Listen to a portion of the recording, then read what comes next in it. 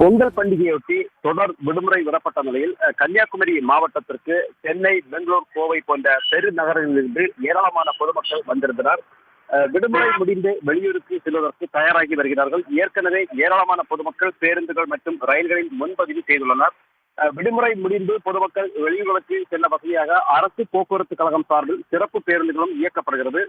இந்த நிலையில் நாகர்கோவில் வடசேரி பேருந்து நிலையத்திலிருந்து ஆமணி பேருந்து நிலையத்திலிருந்து சென்னை, பெங்களூர் போன்ற வெளியூர்களுக்கு செல்ல, குறிப்பாக சென்னைக்கு செல்ல ஆமணி பேருந்துகளில் இன்று கட்டணமானது கடுமையாக உயர்ந்துள்ளது. இது ஒரு சில பேருந்துகளில் இந்த கட்டண உயர்வானது உயர்ந்துள்ளது. நாகர்கோவிலிருந்து சென்னை செல்லும் ஆமணி பேருந்து ஒன்றில் இன்று பயணம் செய்வது 2500 முதல் 5990, கிட்டத்தட்ட 6000 வரை கட்டணம் நிர்ணயம் செய்யப்படுவதாக கூறப்படுகிறது. இதனால் பயணிகள் பெரிதும் அவதிக்குள்ளாகியுள்ளனர்.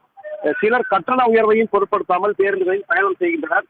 தனியார் பேருந்துகளில் முறையாக இதுபோன்ற கட்டணம் வரையறுக்கப்படாமல் கடுமையான கட்டணம் உயர்ந்துள்ளதற்கு பயணிகள் வேதனை தெரிவித்துள்ளனர்.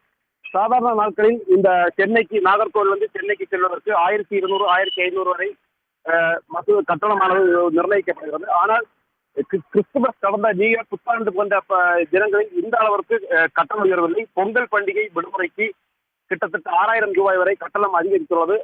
பயணிகளிடையே பெரும் அதிர்ச்சியையும் வேதனையும் ஏற்படுத்தியுள்ளது.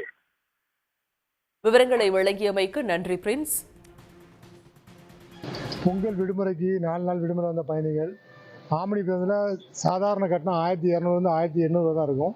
இந்த 4 நாள் விடுமுறையில் வந்த மக்கள் 2500 6000 வரை கட்டணம் கொடுத்து போக முடியாமல் ரொம்ப கஷ்டப்படுறாங்க. இதனால் அரசு அதிகாரிகள் தலையிட்டு இந்த ஒரு சில பேருந்துகளில், ஒரு சில ஆமணி பேருந்துகளில் மட்டும் இந்த கட்டணம் ஜாஸ்தியாக இருக்குது. அதுக்கு தக்க நடவடிக்கை தாழ்மையுடன் கேட்டுக்கொள்கிறேன்.